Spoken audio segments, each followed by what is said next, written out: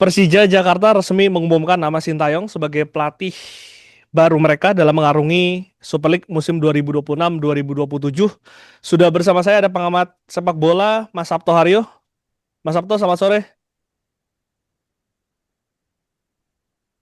Selamat sore, Mas Sabto, Glenn. kaget nggak Om dengan pengumuman nama Sintayong melatih Persija untuk musim depan?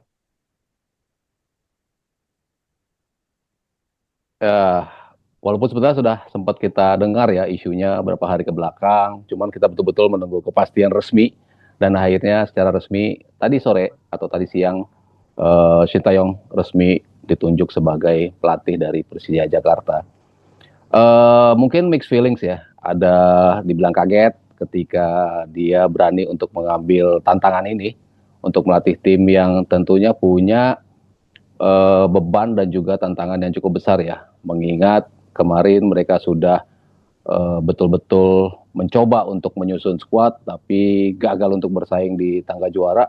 Walaupun di awal-awal sempat mengejutkan, tapi akhirnya harus puas di posisi ketiga. Sehingga uh, ketika Sintayong datang, apakah dia cukup siap untuk bisa mengemban beban ini yang harus kita tunggu. Tapi at least untuk menerima tantangan ini, gue pribadi merasa cukup surprise dan juga cukup looking forward untuk kedatangan Sintayong. Apa yang paling lu nantikan dari seorang Sintayong di Persija, Mas? Yang pasti gaya bermain sih, karena kan kita tahu apa yang ditunjukkan Sintayong selama ini, selama melatih timnas khususnya, bagaimana pelatih ini bisa membangun karakter pemain menjadi petarung.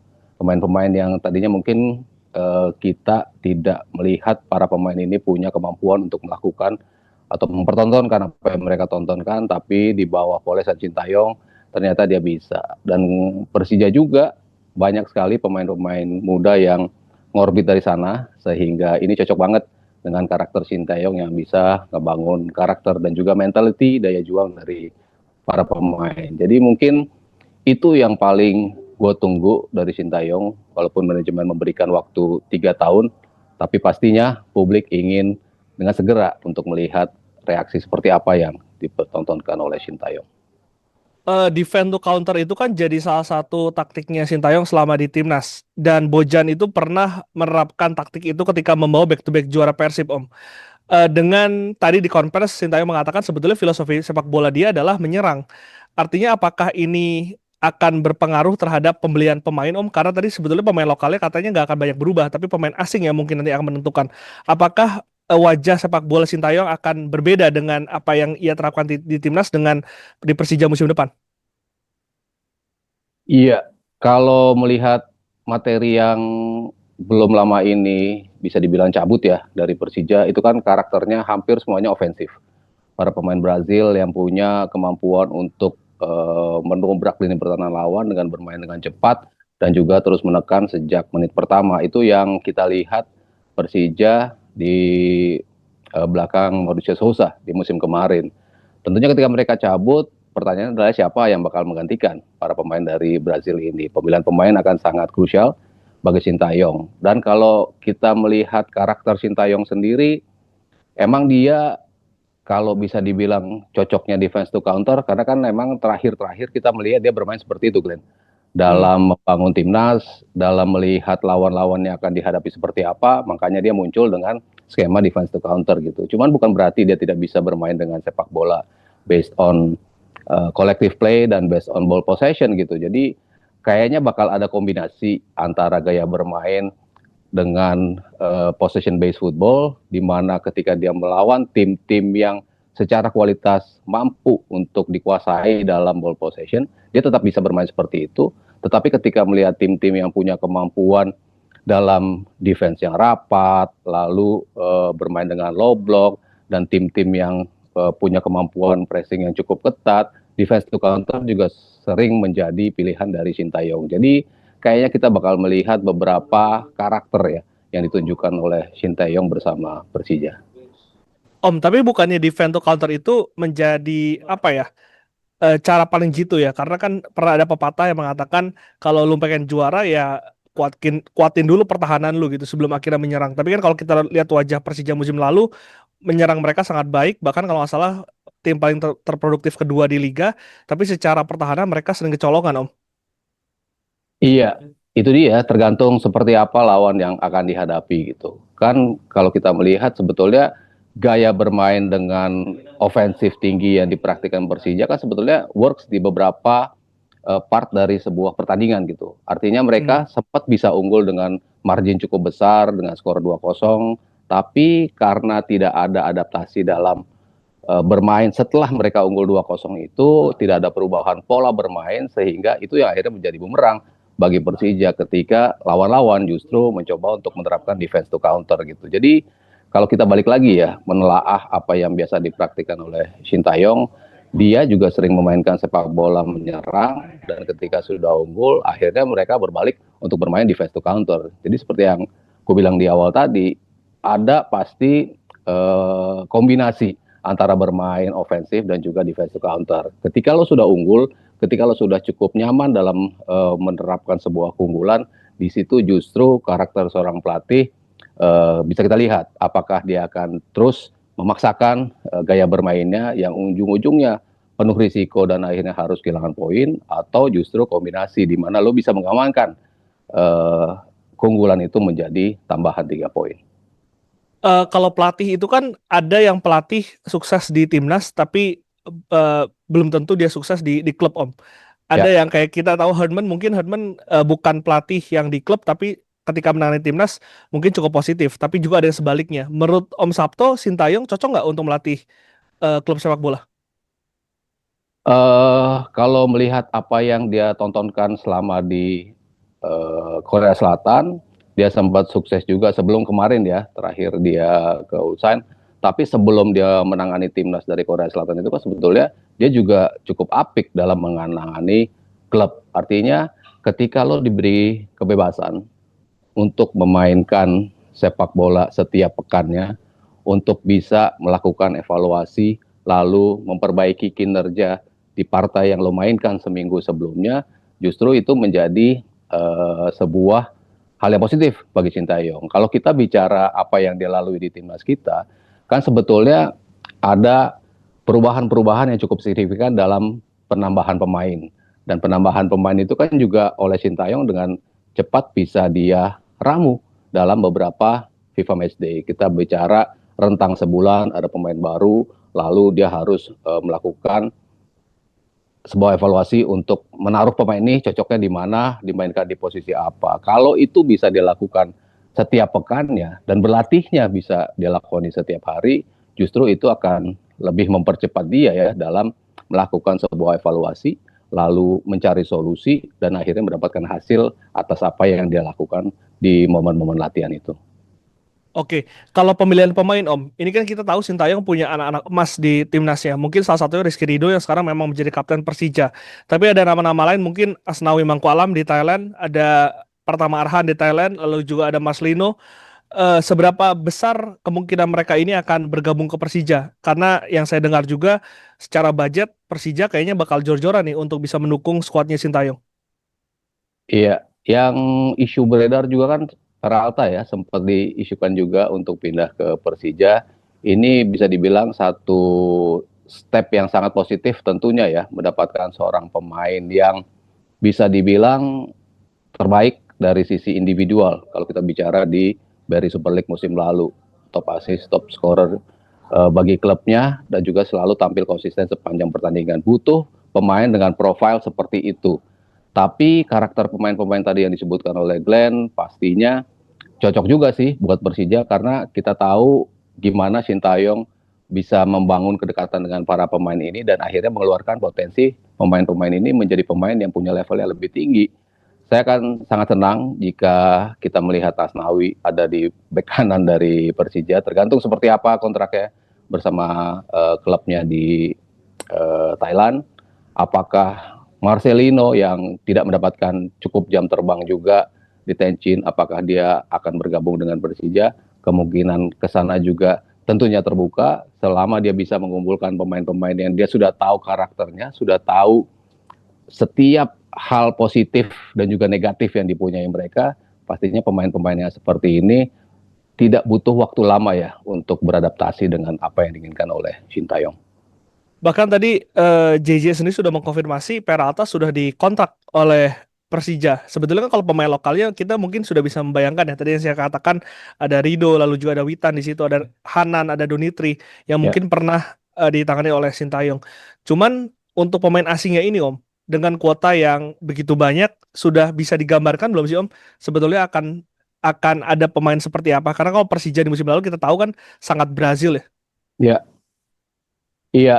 Sebetulnya kalau kita bicara pemain-pemain, kalau karakter pemain berlabel timnas tadi yang disebutin Glenn, kalau dimainkan dalam porsi yang cukup oke dan juga punya kemampuan untuk beradaptasi cepat, kayaknya nggak ada masalah juga. Sebetulnya kalau mereka tidak memenuhi kuota atau tidak menggunakan kuota 11 pemain asing itu. Kan bukan berarti 11 pemain asing yang ditawarkan artinya semuanya harus diambil. Kalau dia bisa mengambil pemain-pemain dengan label lokal, tapi dengan kualitas yang bisa dibilang mumpuni untuk bisa bersaing dengan pemain-pemain asing tersebut, sebetulnya tidak ada masalah juga gitu. Cuman memang butuh karakter pemain-pemain yang berlabel pemain asing tetap dibutuhkan oleh Persija. Tadi selain Peralta, kita masih tunggu siapa lagi yang bakal cocok di posisi-posisi itu. Jelas posisi gelandang bertahan masih dibutuhkan. Apakah Jordi Amat akan tampil sebagai bek tengah? Apakah dimunculkan di depan sebagai gelandang bertahan?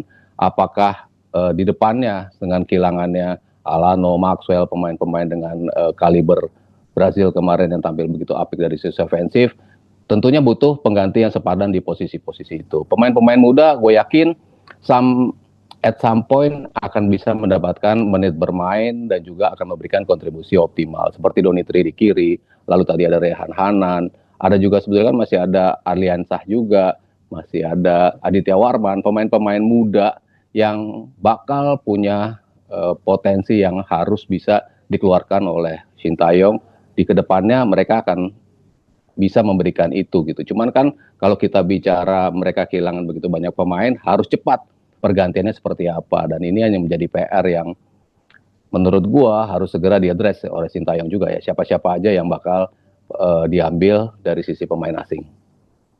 Om, dengan dinamika yang begitu tinggi ya, pergantian pelatih, lalu juga kayaknya bakal ada cuci gudang juga yang kemarin kita tahu pamitan pemainnya kan cukup banyak gitu. Dan ini akan Ya, banyak pemain baru yang datang.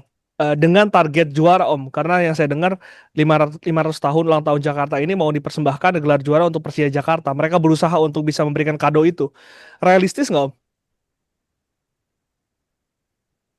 kalau bicara tahun depan antara realistis dan juga bisa dibilang mimpinya besar juga ya untuk bisa langsung menghadirkan gelar juara. Cuman kan untungnya untuk sebuah step yang diambil oleh Sintayong, kita tahu Bojan Hodak udah tidak ada di Persib. Itu kan paling enggak itu salah satu faktor yang sudah tereliminasi. Karena kita tahu selama Persib dipegang Bojan Hodak, ini menjadi tim yang siap banget untuk menjadi juara.